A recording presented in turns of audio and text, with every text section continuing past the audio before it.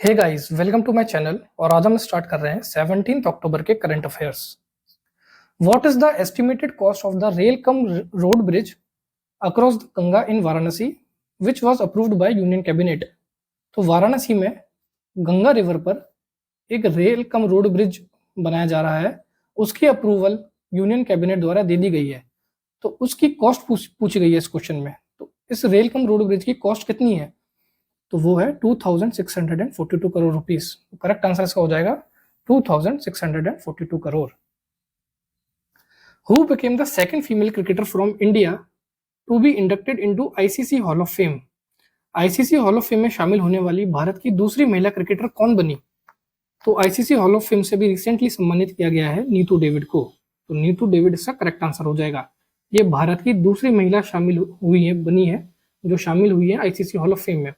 पहली महिला कौन थी? पहली थी डियाना एदुल्जी, राइट। तो सेकंड बनी है नीतू डेविड। और आईसीसी हॉल ऑफ फेम में अभी दो क्रिकेटर्स को और शामिल किया गया है। एक तो है साउथ अफ्रीका के एबी डिविलियर्स और एक इंग्लैंड के पूर्व कप्तान Alastair Cook. Right. The Kaksar bridge was recently renamed, what is its new name? हाल ही में कक्सार पुल का नाम बदल दिया गया है, इसका नया नाम क्या है? तो कक्सार ब्रिज कहां लोकेटेड है? कक्सार ब्रिज लोकेटेड है कारगिल में। और इसका नया नाम क्या रख दिया गया है? रखा है कैप्टन अमित भारद्वाज सेतु। करेक्ट आंसर हो जाएगा कैप्टन अमित भारद्वाज सेतु। ये रखा गया है अमित भारद्वाज के जो अल्टीमेट सेक्रीफाइस था उसको ऑनर करने के लिए। ये कक्सार ब्रिज का नाम कैप्टन अमित भारद्वाज सेतु रख दिया गया है। Which state government has been directed to plan for the Kaveri stage 6 project? किस राज्य सरकार को कावेरी चरण 6 परियोजना की योजना बनाने का निर्देश दिया गया है? तो यह है कर्नाटका की सरकार। तो कावेरी स्टेज 6 प्रोजेक्ट है कर्नाटका गवर्नमेंट का। Who inaugurated the international 6G symposium? तो ये इंटरनेशनल 6G सिंपोजियम का उद्घाटन किसने किया? ये किया है ज्योतिरादित्य सिंधिया। करेक्ट आंसर है ज्योतिरादित्य सिंधिया। और ये कौन से मिनिस्टर हैं? ये है minister for communication, minister of communications and development of north east region.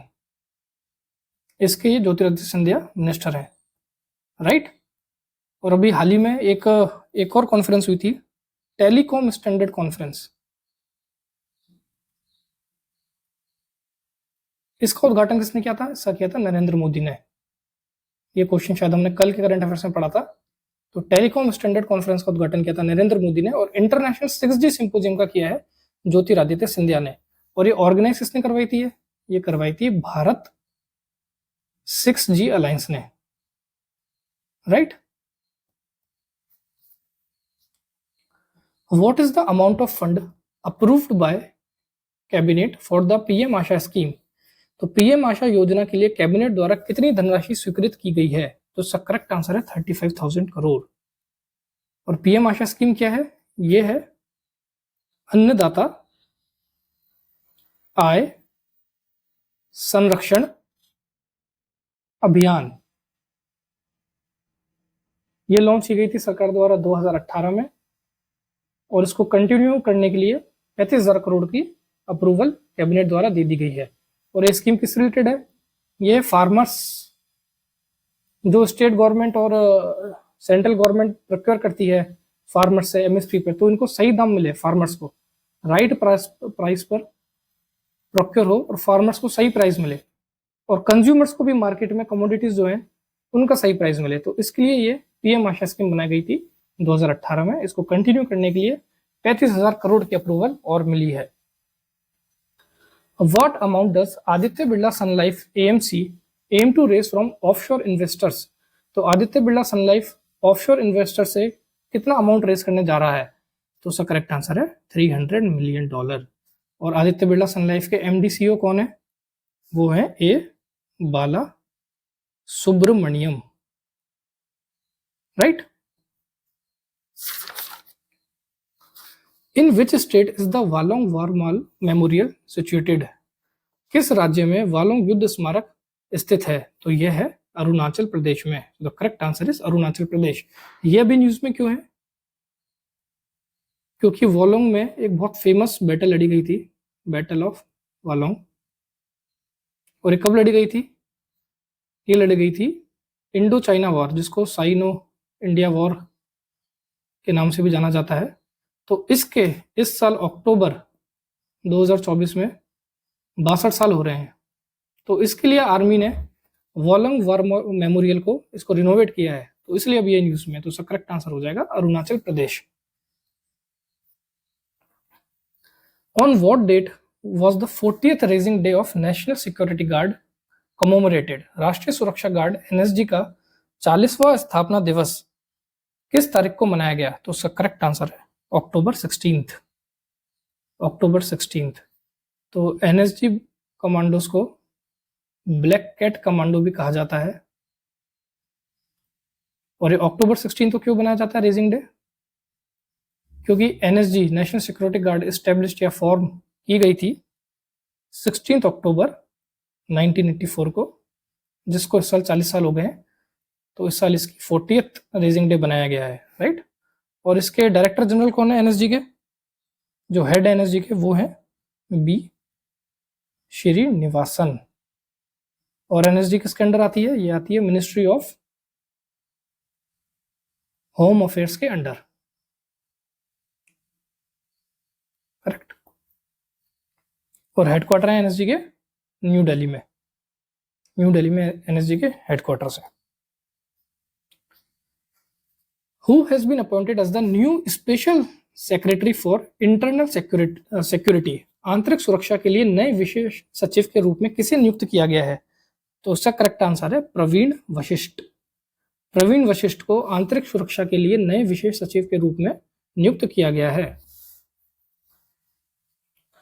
How much has the MSP for wheat increased for the marketing season of 2025-26? 2025-26 के लिए वीट पर एमएसपी कितना इंक्रीज कर दिया गया है?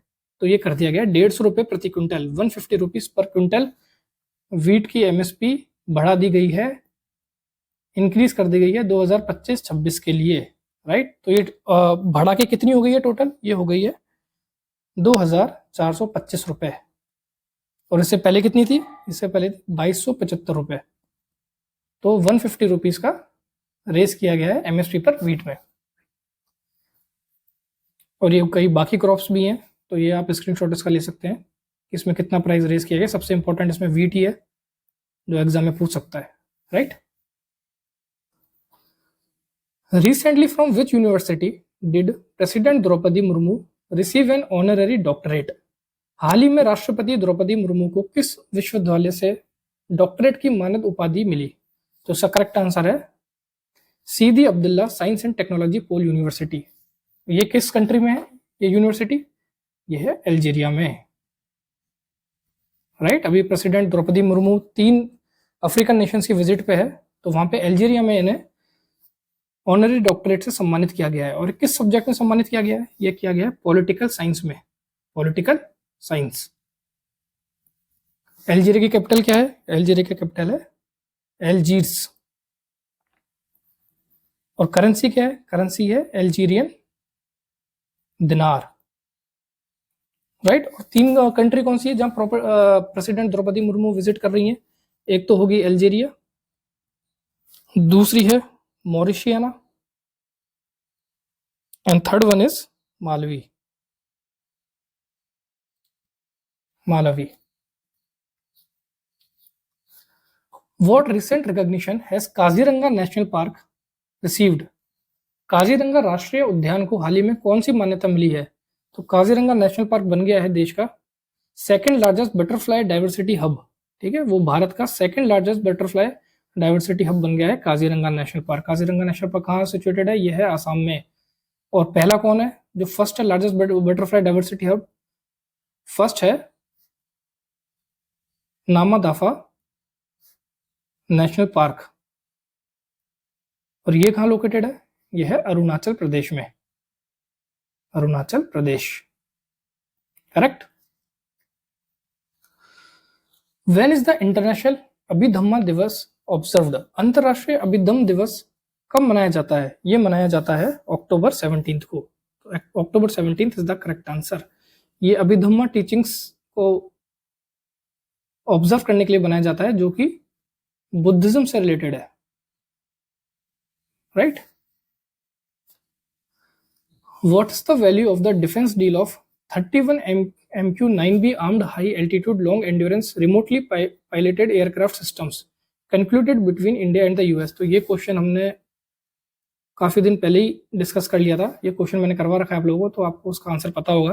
तो इंडिया ने यूएसए के साथ ये 31 MQ-9B ड्रोन्स है जिसकी डील करी है, तो उसका अमाउंट पूछ रहा है उस डील का। तो करेक्ट आंसर तो उसका हो जाएगा $3.5 बिलियन US, राइट। और ये कौन सी कंपनी मैन्युफैक्चर कर रही है इसको? ये यूएस की कर रही है, general Atomics. Where has the fourth Amrit Pharmacy been opened by South Eastern Coalfield Limited? तो साउथ ईस्टर्न कोलफील्ड लिमिटेड ने फोर्थ अमृत फार्मेसी ओपन करी है। वो कहाँ करी है? तो वो करी है बिलासपुर में। तो बिलासपुर का करेक्ट आंसर हो जाएगा, राइट। और ये जो fourth south eastern coalfield limited ने जो ओपन करी है, ये 216 नंबर की फार्मेसी है, अमृत फार्मेसी। 216वें नंबर की ये अमृत फार्मेसी है। और इसमें और पॉइंट याद रख सकते हैं अपन, इसकी अमृत की फुल फॉर्म क्या है? तो अमृत की फुल फॉर्म है affordable medicine and reliable implants for treatment. तो ये जो अमृत फार्मेसी होती है, इस पे सही प्राइस में जेनरिक मेडिसिन प्रोवाइड कराई जाती हैं। What is the theme for world anaesthesia day 2024? तो वर्ल्ड एनेस्थीसिया डे कब मनाया जाता है? ये मनाया जाता है अक्टूबर 16 को। और इसकी थीम पूछी है क्वेश्चन में, तो इसकी थीम थी वर्क फोर्स वेलबींग। तो करेक्ट आंसर हो जाएगा वर्क फोर्स वेलबींग। और ये मनाया जाता है 16 अक्टूबर को। So that's all for today. Thank you very much.